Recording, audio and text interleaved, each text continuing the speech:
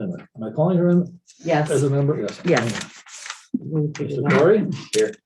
And Ms. Mangan said she couldn't make it tonight. Fiona, are you? No, I'm just a sucker. All right. Me too. We have a motion for the approval of the agenda. Second. All in favor? I'd We have a motion for approval of minutes. like to make an amendment. Ms. Coney was here, so she can be added to the also present. Did you move the credits down or no? Nope, just that's the Oh, only. that's all right. The motion to. Motion to, You move to approve the minutes with the. Well, I moved to approve minutes with the amendment. All in favor? I don't think I was here. aye. You were not. Yeah, so I'll just say. Oh, let's see, public participation. Technology. Ms. Harold. So last year and a half, we spent our E-rate funds on upgrading our backbone between the buildings and building internal capacity. So now it's come the time where we need to expand that capacity to the outside and our users. Given that we are moving to MacBooks for the high school, it would make most sense at the moment, even though we're building a new building, to increase the wireless capacity at the high school. No worries, the equipment, the access points we're putting in, they're just like those up there. They hang from the ceiling and they can be easily removed. So they will, either go to the new building or they'll go to another building, so nothing will be wasted. The nice thing about these new access points will be, I consider them to be intelligent. And we will have the ability to make on-the-fly decisions whether or not a high volume content, let's say streaming a video or any kind of media-rich application is educational or not. So we'll be able to gear bandwidth in real time towards anything that we deem educational and take bandwidth and kind of lower it for non-educational purposes. These access points are also Cisco Meraki, which is the same company we've been using for the switches. And it will also then integrate them onto this dashboard that, that we showed you in the past. So we're continuing down that line and increasing capacity. And then access points that we currently have at the high school will take anything that is new and put it, replace all the ones in other buildings. So that's the plan for the summer.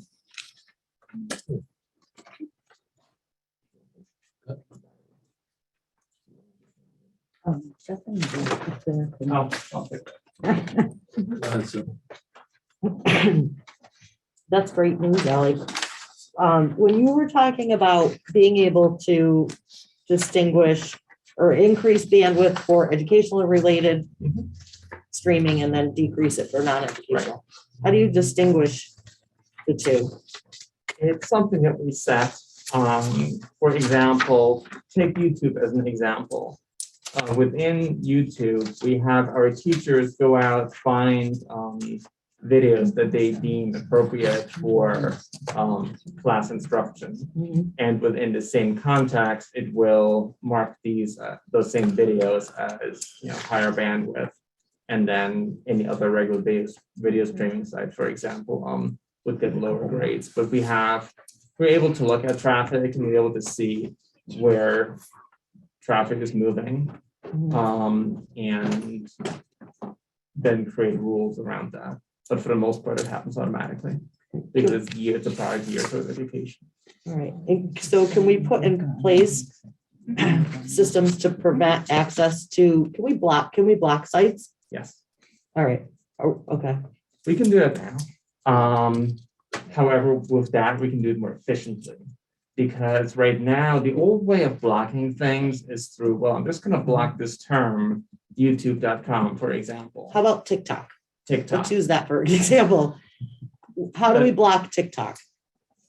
There's several ways of doing this. A much better way will exist come the spring break when we will implement a new firewall. This spring break? Mhm. Okay, Which is a different project altogether. So most blocking has been done on just, but like TikTok.com taking that turn. mhm, However, you can find other ways into TikTok through other countries and websites that don't even have the name TikTok in them. And those websites are encrypted, so we can't look inside them. Whereas any new technology that we're getting decrypts all traffic. And we're able to see where the true destination is. And then based on the application that's coming in, we can say, hey, wait a minute, we recognize this as TikTok, and then block it on that level. once it starts trying to come in. Okay.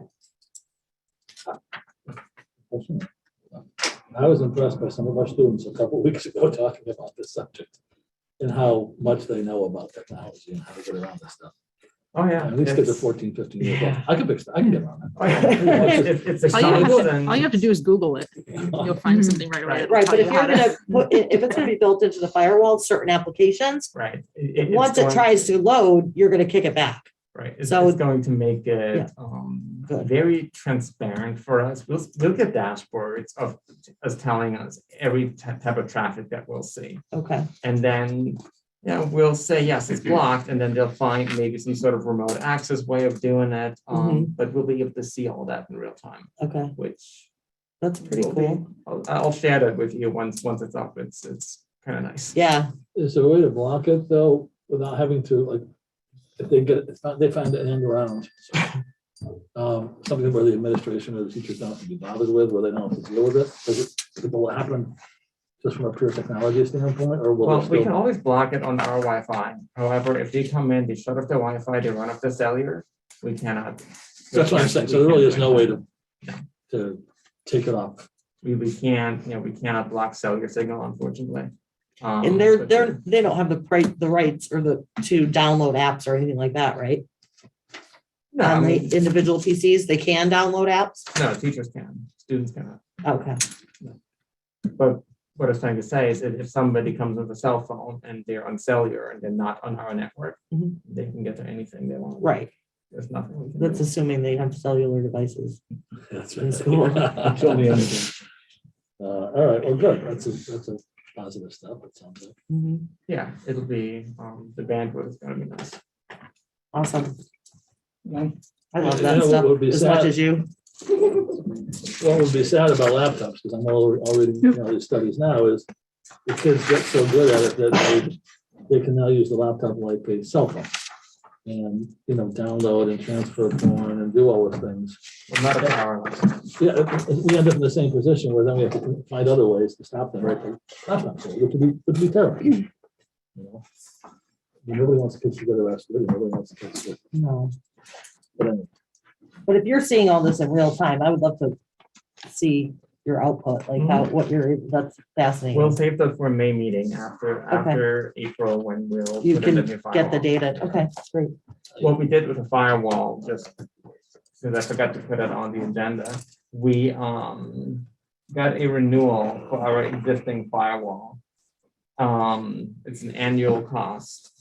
And to purchase a new firewall, which was more powerful and has all these in-depth kind of analytics, was $4,000 more expensive than the renewal for 1 year. And that includes 3 years of service. Oh, So every Nice. year we'll be saving about $18,000. awesome. And that too is Cisco. Good job. Anybody else? Facilities, update on the Windows project. Security. What, So security Social grant? Security grant. What? That was my first question. Oh, that was Put that on page. right. Yeah. That's right. There you go. I knew that. Do you need this one? Well, I got it. You need it. Okay. Okay. Cool. Sounds like- Security Yeah, grant. here's the, Right. second one. Okay, so this will be a brief conversation because most of this will happen in the executive session. But we were awarded a school security grants, 2 of them.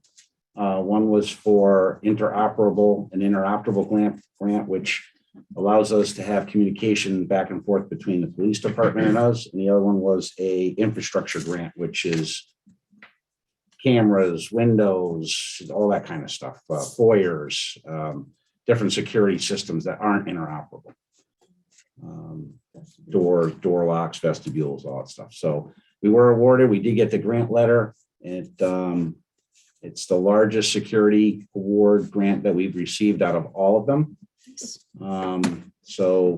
But it also means that there's a commitment of money that has to be provided by the board. The reimbursement rate is 75.94%.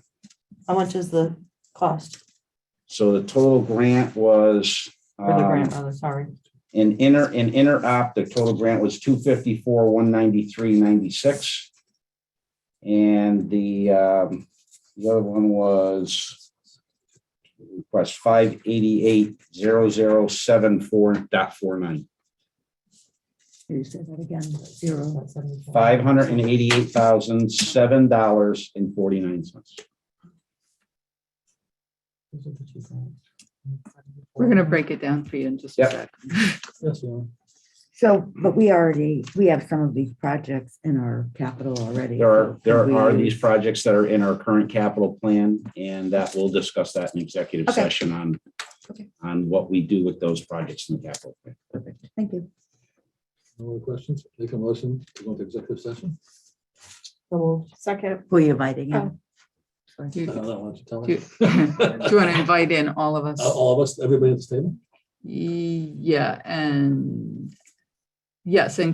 They can't come on and Oh, Zoom. No. yeah. Yeah, Okay. John, Lynn and me. Invite in everybody at this table? And, And Marissa, Ally, the you're board clerk, gonna- 'cause she's here. Hagan and, okay, so you don't have to be here for now, for executive session, because you're just gonna shut that off. Because they can't anyway. Yep, so